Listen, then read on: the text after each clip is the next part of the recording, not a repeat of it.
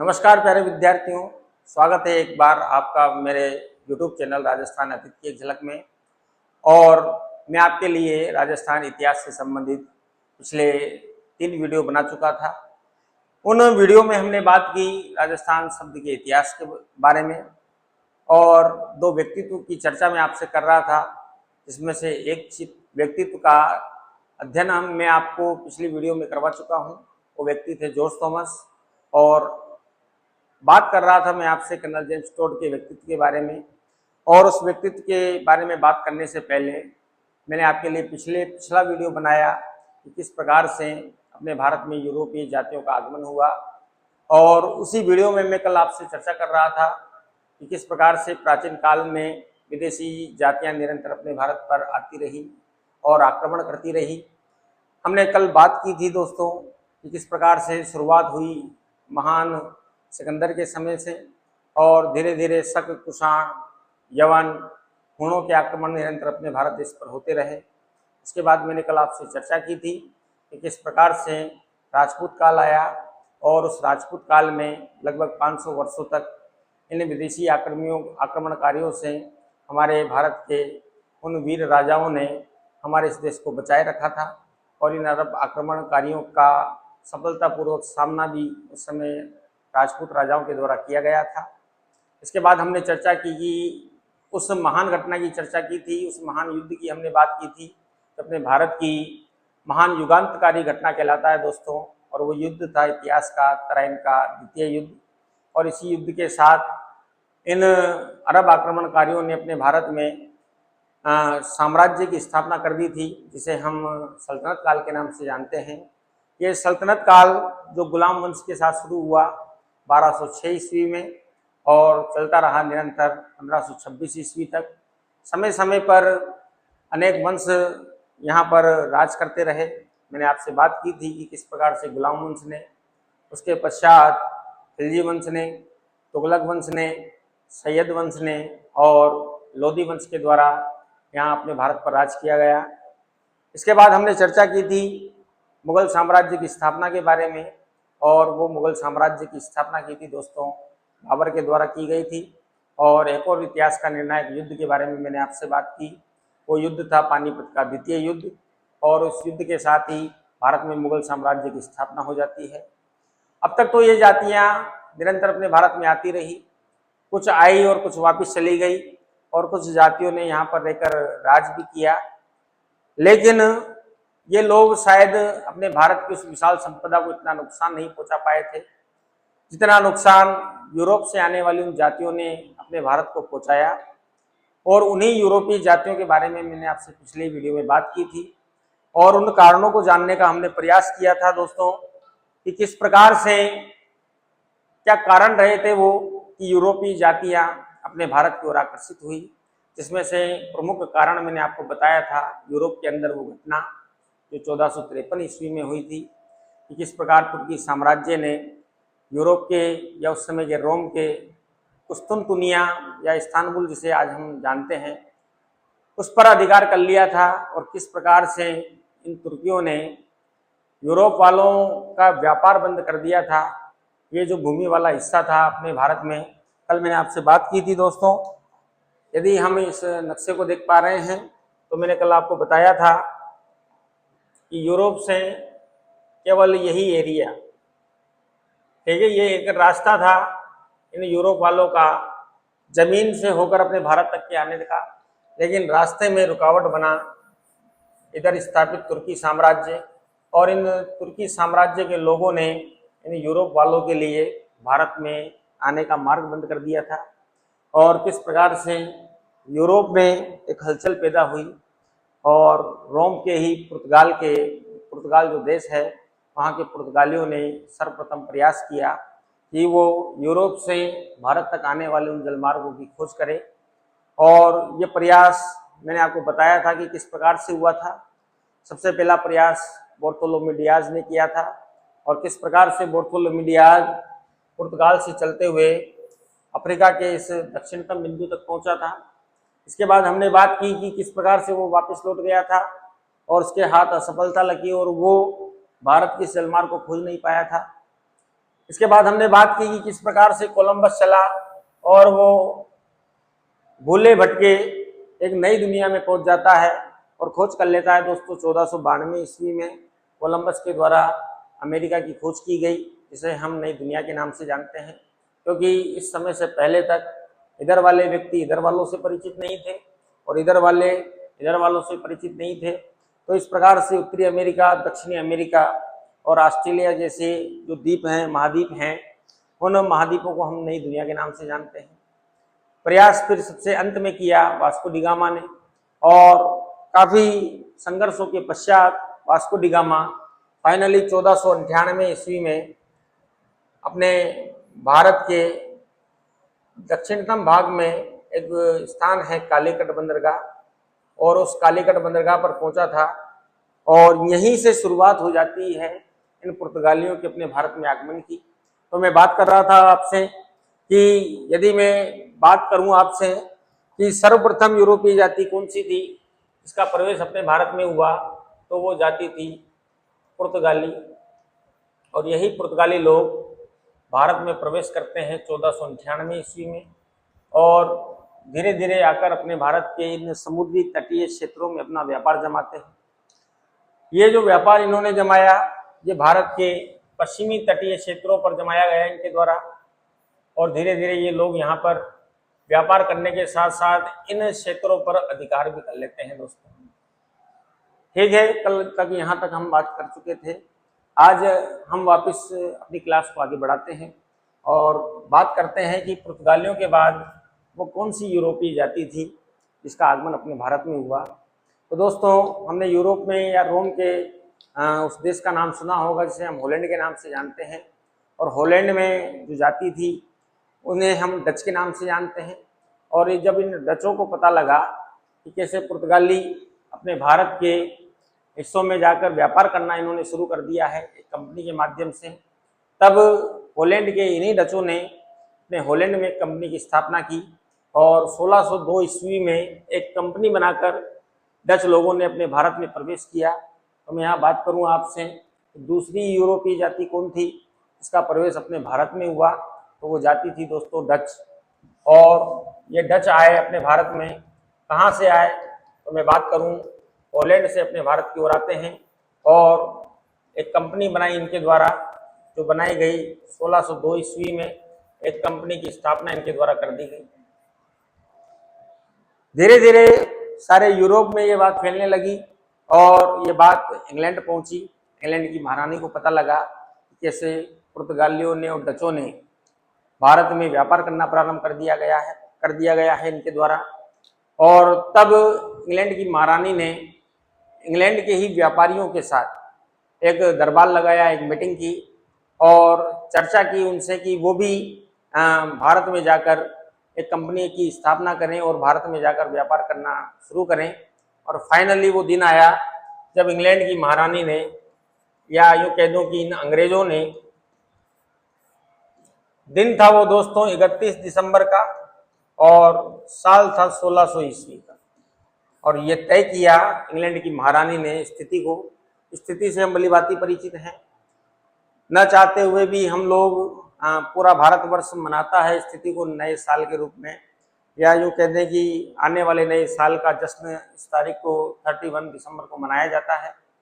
ये पाश्चात्य संस्कृति का यूँ मान के चले कि एक त्यौहार है, जिसे पाश्चात्य संस्कृति में बड़े धूमधाम से मनाया जाता है। और अपने भारतवर्ष की मैं आपसे बात करूँ दोस्तों, तो भारतवर्ष का जो नववर्ष आता है हम सब जानते हैं कि वो चैत्र माह में आता है। चलिए दोस्तों, तो ईस्ट इंडिया कंपनी की जो इंग्लैंड की महारानी थी, उस महारानी ने वहाँ के व्यापारियों के साथ मिलकर उस दिन ये तय किया और अंग्रेजों के द्वारा एक कंपनी की स्थापना कर दी गई, जिसे हम जानते हैं ईस्ट इंडिया कंपनी के नाम से। और इस ईस्ट इंडिया कंपनी की स्थापना हो जाती है दोस्तों 1600 ईस्वी में। अब पता नहीं ये किसका वेट करते रहे, लेकिन इनको भारत पहुंचते पहुंचते लगभग 8 साल लग गए और समय आ गया 1608 ईस्वी का। और 1608 ईस्वी में इंग्लैंड की महारानी ने तय किया कि एक जहाजी बेड़ा तैयार किया जाएगा, और एक नहीं दोस्तों, लगभग 4 जहाज, लगभग मुझे जहाँ तक जानकारी है लगभग 4 जहाज़ों के माध्यम से 4 जहाज़ तैयार किए गए थे और उन 4 जहाज़ों को लेकर उनका कप्तान बनाया गया दोस्तों। इसमें से जो सबसे बड़ा, जो सबसे मेन जहाज़ था, उस जहाज़ का नाम था हेक्टर। और इन जहाज़ों का जो कप्तान बनाया गया था, उस कप्तान को हम विलियम हॉकिंस के नाम से जानते हैं। और ये विलियम हॉकिंस कप्तान बनकर इंग्लैंड से रवाना हुआ और इसने भारत की यात्रा शुरू की 1608 ईस्वी में। ये जो आप यहाँ जानकारी देख पा रहे हैं, मैं आपको बता दूं कि अभी थोड़े दिन पहले फेसबुक पर मैंने एक वीडियो देखा था, अमिताभ बच्चन जी का जो शो है कौन बनेगा करोड़पति, और अनायास ही मेरी नज़र उस वीडियो पर पड़ गई थी। उसमें प्रश्न पूछा गया था दोस्तों, वो 7 करोड़ रुपए का प्रश्न था और उस प्रश्न में यही पूछा गया था कि सर सबसे पहला जहाज इंग्लैंड की ओर से, यूरोप की ओर से, अंग्रेजों की ओर से कौन सा अपने भारत में आया था। ये 7 करोड़ रुपए का प्रश्न था। उस जहाज का नाम था हेक्टर और उसका कप्तान बनकर आया विलियम हॉकिंस। इस समय को यदि आप देखें तो आप पाएंगे कि इस समय अपने उत्तर भारत में जिस राजा का राज था वो थे मुगल सम्राट जहांगीर, क्योंकि 1605 ईस्वी तक अकबर की मृत्यु हो चुकी थी और भारत के सम्राट बन चुके थे जहांगीर। और उसी जहांगीर से अनुमति लेनी थी किसको, विलियम हॉकिंस को। यही केलवा कर भेजा था ईस्ट इंडिया कंपनी ने कि आप भारत जाएंगे और वहाँ के राजा से अपने व्यापार करने की अनुमति उनसे मांगे। और विलियम हॉकिंस अपने भारत के राजा के बारे में जानकारी प्राप्त करके, क्योंकि भारत के राजा को खुश करना था, क्योंकि ये बड़ी सिंपल सी बात है दोस्तों कि यदि हम कोई भी दुकान, नया व्यापार शुरू करते हैं तो हमें दुकान की तो आवश्यकता होती है। और दुकान यदि जगह अपनी ना हो तो हमें फिर वो दुकान किराए पर लेनी पड़ती है, और यदि किराए पर लेनी है तो मकान मालिक से तो पूछना पड़ेगा, या उस दुकान के मालिक से हमें अनुमति लेनी होगी और पूरा ब्यौरा तैयार होगा कि कितना किराया देना है, क्या होना है। तो ये सारी चीज़ें तय होती है दोस्तों, हम सब जानते हैं। और वही सब ईस्ट इंडिया कंपनी की ओर से तय करना था विलियम हॉकिंस को, और भेंट करनी थी उस समय अपने मुगल सम्राट जहांगीर से। 1608 ईस्वी में विलियम हॉकिंस इस जहाजी बेड़े को लेकर अपने भारत में पहुंचा। भारत में जब ये पहुंचा, इसने पूरी जानकारी जहांगीर के बारे में ली कि किस प्रकार से मैं उनसे अनुमति लूँ और किस प्रकार से मैं उस मुगल सम्राट को खुश कर सकूं। तब इसकी अपने जो मुगल सम्राट थे जहांगीर, उनके बारे में जानकारी लेकर क्या क्या उस समय मुगल सम्राट को पसंद था, वो सारे उपहार लेकर विलियम हॉकिंस भेंट करता है जहांगीर से, और जाकर सबसे पहले अपना परिचय देते हुए मुगल सम्राट जहांगीर को वो सारे उपहार भेंट करता है। मुगल सम्राट बड़े प्रसन्न हुए विलियम हॉकिंस से, आने का प्रयोजन पूछते हैं और अपना प्रयोजन बताया विलियम हॉकिंस ने कि वो अपने भारत में क्यों आया था, और उसने पूरी जानकारी दी। अब जहांगीर को लगा कि जब ये ऑलरेडी पुर्तगाली यहाँ पर व्यापार कर रहे हैं या डच यहाँ पर व्यापार कर रहे हैं तो भाई इनको क्या दिक्कत होगी यहाँ पर व्यापार करने में, आप भी करो साथ, बस बराबर किराया आप मुझे देते रहेंगे। और दोनों के बीच में तय हो गया। लेकिन जगह भी देखनी पड़ती है कि दुकान कहाँ डालनी है। तो दोस्तों मैंने आपको बताया कि पुर्तगाली अपने भारत के पश्चिमी तटीय क्षेत्रों पर ऑलरेडी अपना व्यापार शुरू कर चुके थे, तो यहाँ पर तो अंग्रेजों को जगह मिलने से रही। जब अंग्रेजों को यहाँ पर कोई जगह नहीं मिली, केवल एक गुजरात वाला हिस्सा बचा हुआ था थोड़ा सा, और उसी गुजरात के अंदर सूरत नामक स्थान पर विलियम हॉकिंस ने सम्राट जहांगीर से कोठी स्थापित करने की अनुमति प्राप्त कर ली। ठीक है, लेकिन ईस्ट इंडिया कंपनी अपने व्यापार को और फैलाना चाहती थी और इसके लिए आवश्यकता थी कि जहाँ जहाँ पर उस समय मुगल साम्राज्य फैला हुआ था, उस पूरे मुगल साम्राज्य में कहीं ना कहीं ईस्ट इंडिया कंपनी के मन में ये था कि वो इस मुगल साम्राज्य में हर जगह अपनी अपनी अपनी दुकानें डाल ले, क्योंकि अभी तो उसको केवल एक ही स्थान प्राप्त हुआ था। तब इंग्लैंड की महारानी ने एक बड़े जबरदस्त व्यक्ति को अपने भारत में भेजा, जो पूर्ण तरीके से समझ चुका था कि उसे जहांगीर के पास रुककर उसे विश्वास में लेकर यह अनुमति प्राप्त करनी होगी। और इसी उद्देश्य से इंग्लैंड के जेम्स प्रथम के राजदूत के रूप में भारत में आए अपने यहाँ पर सर थॉमस रो। और सर थॉमस रो जो आए दोस्तों अपने यहाँ पर, सर थॉमस रो, और इसी थॉमस रो ने भेंट की अपने यहाँ पर आकर जहांगीर से 1615 ईस्वी में। और लगभग 2-3 वर्षों तक सर थॉमस रो मुगल सम्राट जहांगीर के पास रुके रहे। यहाँ के दरबारों की शान और शौकत को सर थॉमस रो ने देखा। और जब सर थॉमस रो पहली बार जहांगीर के पास आया तब उसने देखा कि किस प्रकार से भारत के राजाओं की शान और शौकत हुआ करती थी। और वो लिखता है अपने उस यात्रा के वर्णन में कि जब मैंने पहली बार सम्राट जहांगीर के मुगल दरबार की शान और शौकत को देखा तब मुझे ऐसा लगा कि मेरी जो महारानी है इंग्लैंड की, वो मुझे सूबेदारनी की भांति नजर आई।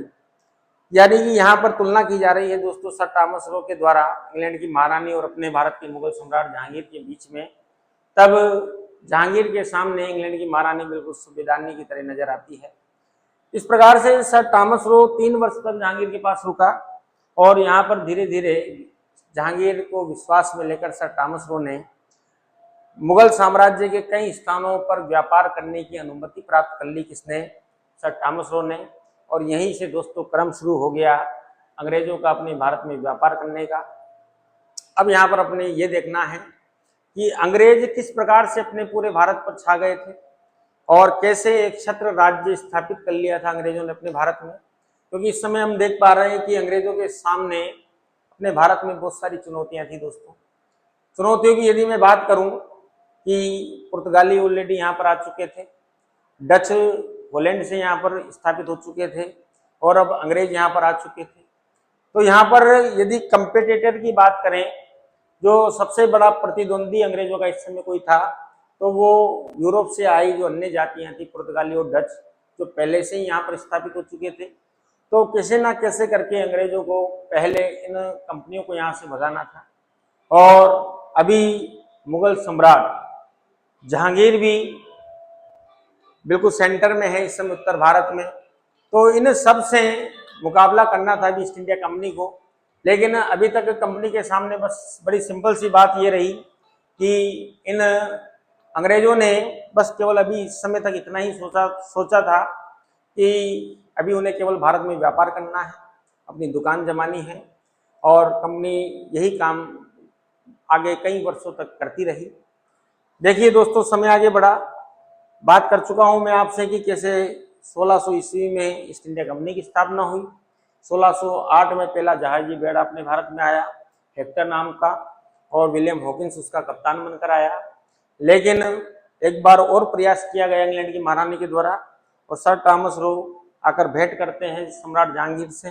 और 1615 में कई मुगल साम्राज्य के जो क्षेत्र थे उन स्थानों पर व्यापार करने की अनुमति प्राप्त कर लेते हैं। तो देखिए दोस्तों, आगे यदि मैं बात करूं आपसे, भारत के नक्शे में यदि हम देखें तो हम पाते हैं कि भारत के नक्शे में नीचे तो हिंद महासागर है। इधर यदि मैं बात करूं तो इधर जो सागर है उसे अरब सागर कहा जाता है। और इस साइड में जो महासागर था, जो खाड़ी थी, उसे बंगाल की खाड़ी के नाम से हम जानते हैं। इस प्रकार से भारत, प्रायद्वीपीय भारत जिसे हम कहते हैं, इस भूभाग में पानी से घिरा हुआ है। और भारत का नक्शा चूंकि जो जैसा मुझसे बना है, मैंने बना दिया है। यहाँ पर जो बंगाल वाला एरिया है और इधर बंदरगाह हम जानते हैं कि गुजरात वाला जो पूरा भूभाग है, ये गुजरात वाला। या तो अंग्रेजों के जहाज आते थे तो इस तट पर होकर आते थे, या अंग्रेजी जहाज इस पूरे स्थान का चक्कर लगाकर फाइनली बंगाल की खाड़ी से होते हुए प्रवेश करते थे अपने बंगाल वाले एरिया में। और धीरे धीरे अंग्रेजों ने अपनी कोठियां स्थापित शुरू की यहाँ पर, पहले गुजरात में, अहमदाबाद में, और धीरे धीरे पास ही के अपन कहते हैं कि अपना पास में पड़ता है उस समय बम्बई, उस बम्बई में। और धीरे धीरे इधर बंगाल की साइड में भी इन्होंने अपना व्यापार करना शुरू कर दिया। बाकी अन्य जगहों पर तो पुर्तगाली और डच पहले से स्थापित हो चुके थे। अब धीरे धीरे कंपनियां अपना व्यापार करती रही और यहाँ से धन को इकट्ठा करती रही और यूरोप में भेजती रही। यहाँ तक इन कंपनी के धन इकट्ठा करने का सवाल है दोस्तों, तो मैं आपको बता दूं कि शुरुआत में जो ईस्ट इंडिया कंपनी के व्यापारी जो अपने भारत में आए, इनका उद्देश्य केवल यहाँ से धन लूटना था। इन्हें यहाँ पर राज करने के उद्देश्य से नहीं आए थे। केवल उनका उद्देश्य ये है कि जितना हो सकता था इन अंग्रेजों ने ये प्रयास किया कि यहाँ से धन को हम यूरोप ट्रांसफर कर दें। धन कमाया दोस्तों, इतना कमाया, मैं आपको उदाहरण देकर यदि समझाऊं तो अपने घर में जो टॉवल होता है जिसे हम स्नान करने के पश्चात पहुंचने के लिए काम में लेते हैं, वो जो रवेदार टॉवल होता है, हमने देखा है कि जैसे ही हम उसको पानी में डुबोते हैं तो उस टॉवल का वजन बढ़ जाता है। बिल्कुल वैसे ही अंग्रेज लोग इसी टॉवल को यहाँ के धन में डुबोया करते थे, ठीक है। और उस टॉवल में जब इतना वजन हो जाता था, इसी टॉवल को वो यूरोप में जाकर निचोड़ दिया करते थे।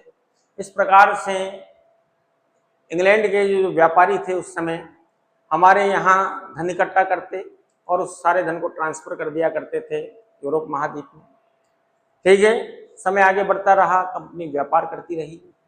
अभी एक घटना और घटित होती है अपने इतिहास में। 1707 ईस्वी तक कंपनी 1600 ईस्वी से व्यापार करना शुरू हुआ। 1608 ईस्वी से इनके आगमन का समय यदि मैं कहूँ, 1608 से लेकर 1707 ईस्वी तक कंपनी व्यापार करती रही। इधर भी अपने उत्तर भारत में मुगल सम्राट बदलते रहे। जहांगीर के बाद समय आया शाहजहां का।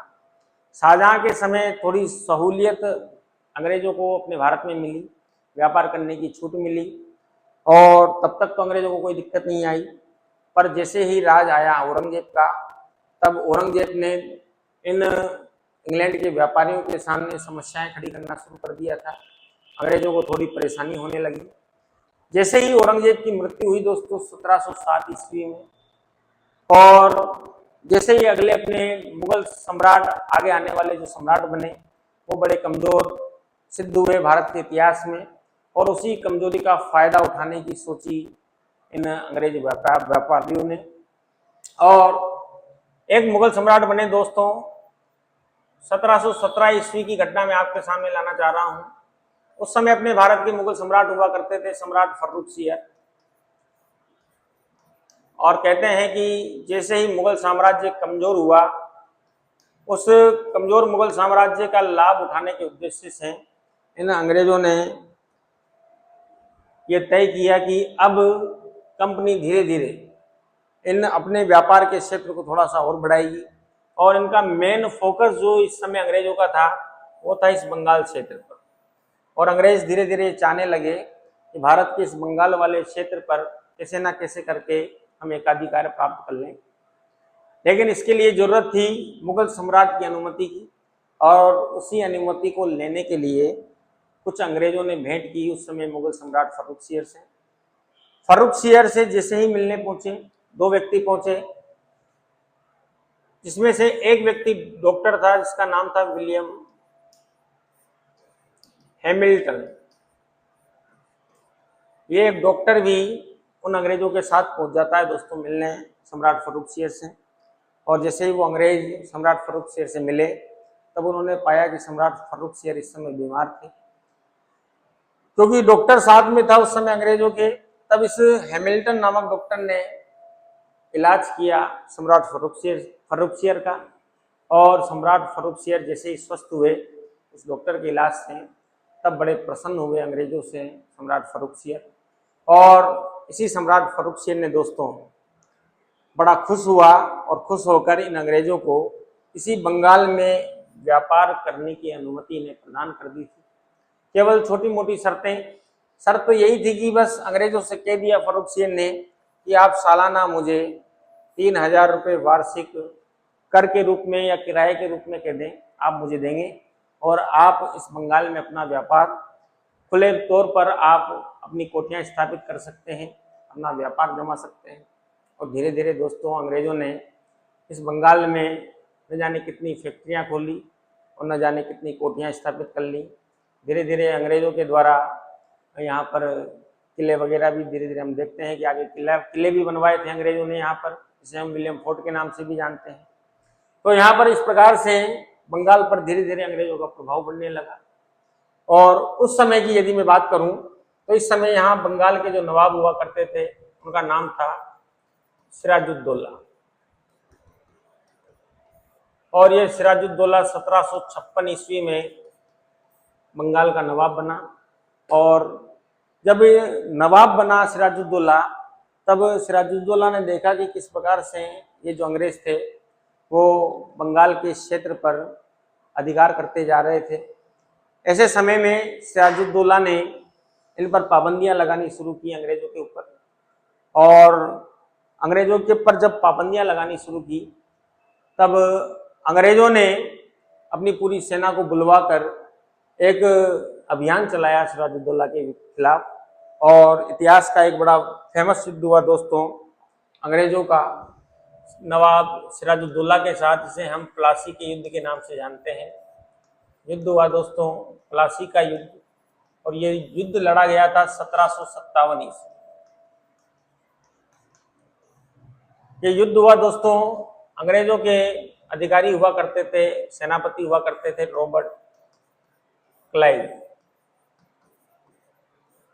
ठीक है। और दूसरी ओर हैं नवाब बंगाल के, और बंगाल के उस नवाब का नाम था बंगाल के नवाब सिराजुद्दौला। और कहते हैं कि सिराजुद्दौला के ही पक्ष का एक व्यक्ति, जिसका नाम था मीर कासिम। और जब ये मीर कासिम को प्रलोभन दिया गया रॉबर्ट क्लाइव के द्वारा, तब कहते हैं कि ऐन मौके पर मीर कासिम मिल जाता है रॉबर्ट क्लाइव के साथ, और इस युद्ध में पराजय होती है सिराजुद्दौला की। प्लासी का ये युद्ध हार जाते हैं बंगाल के नवाब सिराजुद्दौला। तब आगे, अब देखो यहाँ पर अंग्रेजों के सामने चुनौतियां बहुत सारी। इधर बंगाल का नवाब की यदि मैं बात करूं, चाहे मुगल सम्राट हों, चाहे ये जो विदेशी जातियां जो पहले ही यहाँ पर स्थापित हो चुकी थी, इस समय तक आते आते फ्रांसीसी भी धीरे धीरे यहाँ पर आने का प्रयास कर रहे थे। पुर्तगाली, डचों से सबसे निपटना था इस समय दोस्तों अंग्रेजों को। अब यदि मैं बात करूं कि निपटना बड़ा चालाकी से इन्होंने इन सबका सामना किया दोस्तों अंग्रेजों ने। इस चालाकी को यदि मैं आपको समझाने का प्रयास करूं तो हम देखते हैं कि जैसे पश्चिमी राजस्थान की एक फेवरेट डिश है, जिसे हम लापसी के नाम से जानते हैं। आटे की पतली घी में बनी हुई जो लापसी होती है, बिल्कुल गरम गरम। और जब उस लापसी को किसी बर्तन में रखा जाता है, तो ऐसा नहीं है कि आदमी स्वाद में डायरेक्ट अपनी उंगली को उस लापसी के बिल्कुल बीचों बीच जाकर डुबो दे। और डुबो देगा तो नुकसान होना ही है, कहीं ना कहीं उसकी उंगली में घाव होगा, क्योंकि वो गरम गरम लापसी को यदि आप बीच में से खाने दौड़ोगे तो कहीं ना कहीं आप खा नहीं पाओगे उसे। तो खाना हमें बिल्कुल किनारे से पड़ता है। तो यहाँ पर अंग्रेजों ने भी बड़ी चालाकी से धीरे धीरे अपने जितने भी शत्रु भारत में उस समय थे उन सबको हटाने का प्रयास किया। और यहाँ पर सबसे पहले अंग्रेजों के जो शिकार बने वो थे बंगाल के नवाब सिराजुद्दौला। अब अंग्रेजों ने देखा कि यदि उन्हें भारत पर एक छत्र अधिकार करना है, तो उन्हें इन विदेशी जातियां जो यहाँ पर आ चुकी थी, चाहे वो पुर्तगाली हों चाहे वो डच हों, तो इन्हें यहाँ से भगाना होगा। तब अंग्रेजों का जो सामना हुआ सबसे पहले वो हुआ डचों के साथ। और इस डचों के साथ एक युद्ध हुआ दोस्तों इतिहास में, जिसे हम बेदारा का युद्ध कहते हैं। ये बेदारा का युद्ध हुआ 1759 ईस्वी में। और कहते हैं कि इस युद्ध में अंग्रेजों ने पराजित कर दिया था, अंग्रेजों को विजय मिली इस युद्ध में। और पराजय हुई दोस्तों किसकी? डचों। और इतिहास में जो ये युद्ध हुआ इसे बेदारा का युद्ध कहा जाता है। यह युद्ध हुआ दोस्तों 1759 ईस्वी में। और इस प्रकार से डचों को भी यहाँ से निकाल दिया अंग्रेजों ने। आगे हम इनका सामना होना था।